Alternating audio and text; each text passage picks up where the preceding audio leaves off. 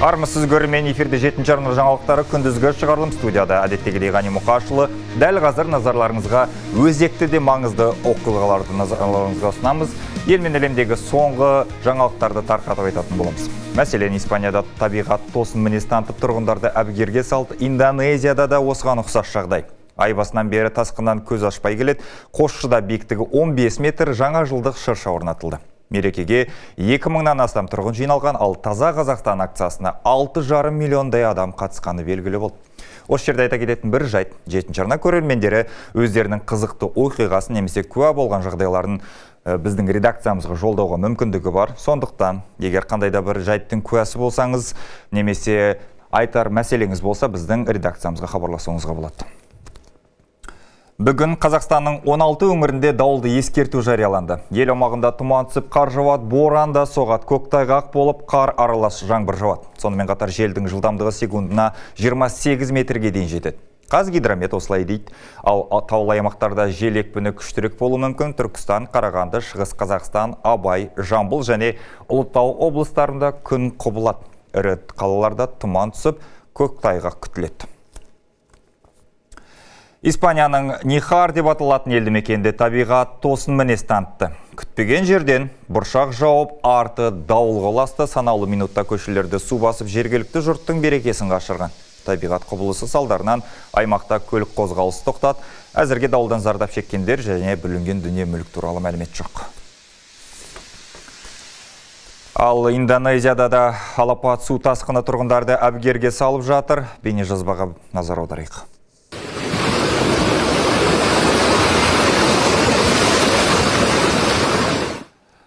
Табиғат апаты Суматра аралында болды. Көшелер көлге айналып, біраз үйге су кірді. Әзірге зардап шеккендер туралы ақпар жоқ, материалдық шығын көлемі де белгісіз. Естеріңізге сала кетейін, Индонезия тасқын судан бірнеше аптадан бері көз ашпай келеді. Ай басында болған апаттан 1000-ға жуық адам көз жұмды. Тасқыннан шамамен миллиондаған тұрғын зардап шекті, мыңдағаны жарақат алды.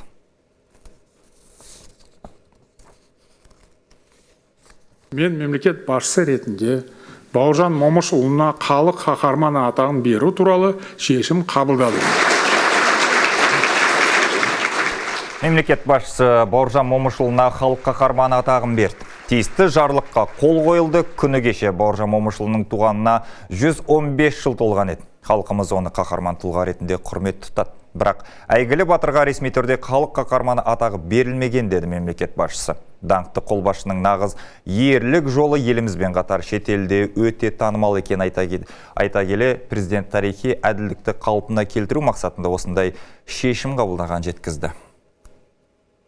Тиісті жарлыққа бүгін қол қойдым. Бұл құжат міндетті түрде жарияланады. Батырдың есімі нағыз отаншылдық пен өшпес ерліктің символы ретінде әрдайым көпке үлгі өнеге болуға тиіс. Баукеңнің ерлігі жай аңыз емес. Бұл нақты құжаттармен дәлелденген. Ұлы отан соғысына қатысқан батырлар мойындаған сөзсіз ерлік. Елге ерлігімен танылған, еңбегі сіңген азаматтарын бағалай білген жұрт ешқашан ұтылмайды.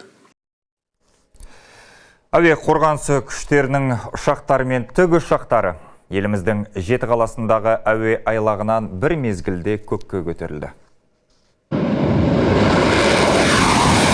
Оқу-жаттығушыларының Кеңес одағының батыры.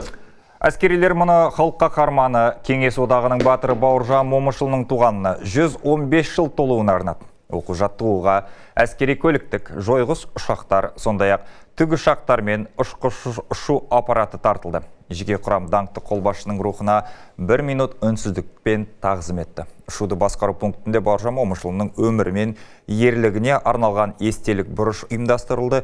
Әскери басшылық бұл іс-шараның ұрпақтар сабақтастығын нығайтып, жауынгерлік дәстүрді жалғастырудағы маңызын атап өтті.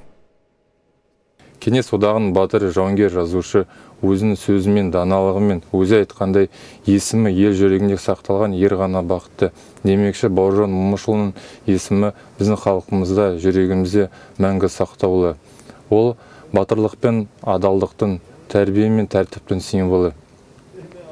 Бүгінгі оқу-жаттығу ұшуларын Бауыржан Момышұлының 115 жылдығына арнаймын.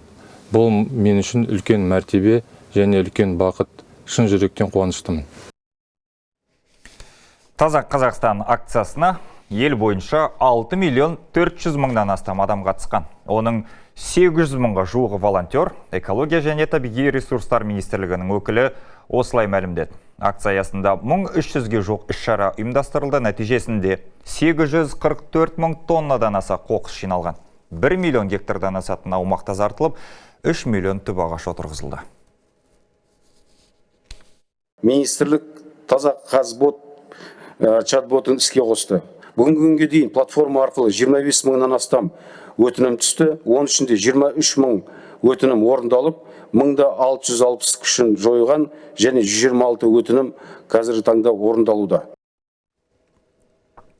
Ал Семейде мектеп оқушылары бөтелке қақпағын кәдеге жарату үшін ерекше экологиялық туынды жасап жатыр. Бұл тұрмыстық қалдықты қайыпта өңдеудің тың тәсілі дейді өнерлі балалар. Оқушылар кәдімгі қақпақтан ою-өрнек, робот, тіпті қоқыс жәшігін құрастырған. Сынып ішіндегі шеберханада түрлі түсті қақпақтан өрілген оюлар, қолдан жасалған роботтар мен көлемді қоқыс жәшігі көздің жауын алады. Оқушылар әр түсті қақпақты бөлек сұрыптап, алдын ала сызбасын жасайды. Біз қақпақтарды бірінші тесіп аламыз, оған дрелмен тесіп алып, содан соң темірлермен ою-өрнек жасаймыз. Біз қақпақтарды үйден жинап алып келеміз, қалған соктардың ыдыстарынан. Жобаның ең үлкен жұмысы 700 қақпақпен жасалған кіші және 2100 қақпақтан құрастырылған эко-бокс қоқыс жәшігі. Әр сынып өз үлесін қосқан. Бірі есептеген, бірі құрастырған, енді бірі дизайн ойластырған. Осы роботты үлкен крышка және кішкентай крышка ұштағы солармен жасадық. Тағы да біз өз классымызбен осы қоқыс жәшігін жасадық. Жоба мектептің STEM бағытында негізделген. Оқушылар пластиктың табиғатқа әсерін зерттейді. Оның қайта өңдеу мүмкіндігін тәжірибе жүзінде қолданып көреді. Бір топ макет жасаса, келесі топ инженерлік бекітуді үйренеді. Ал есептеуді жақсы білетіндер қақпақ санын, биіктігін, көлемін нақтылап отырады. Қазіргі кезде оқушылардың ойлары жүйрік, тек смартфонын алыстатып, осындай жобалармен қолөнерге үйрету, қоршаған ортаны таза ұстау, және де бұл жұмыстарды жәрмеңкелерге шығарып, сатып, және сол түскен ақшаға керекті құрал жабдықтар, материалдар алып, кәсіптік білім алады. Дайын эко-бокс мектеп дәлізінде тұр. Балалар пластик қоқысты бөлек тастап үйреніп келеді. Жобаның арқасында мектеп ішінде экологиялық мәдениет қалыптасып қана қоймай, оқушылардың логикалық ойлауы, ұқыптылығы, топпен жұмыс істеу қабілеті артқан. Динара Ерболқызы, 7-ші арна. Ал Қосшы қаласында алғаш рет жаңа жылдық шырша шамы жағылды. Бірге көрейікші бейнежазбаны. Шырша шамы жағылды! Астананың серіктес қаласы мәртебесін осыдан 4 жыл бұрын алған Қосшыда биіктігі 15 метр болатын жаңа жылдық шырша орнатылды. Мерекеге 2000-нан астам адам жиналған, концерттік бағдарлама ұйымдастырылып, жұрт шыршаны айнала биледі. Кейін мерекелік отшашу болды. Жаңа жыл шамдарын жағу рәсіміне облыс әкімі Марат Ахметжанов қатысып, халықты алдағы мерекемен құттықтады. Құрметті көрермен, осы уақытқа келіп жеткен ақпараттар легі осындай. Бізде сіздерді келе жатқан мерекелеріңізбен құттықтаймыз. Демалыс күндеріңіз сәтті өтсін. Амандықта жүздескенше.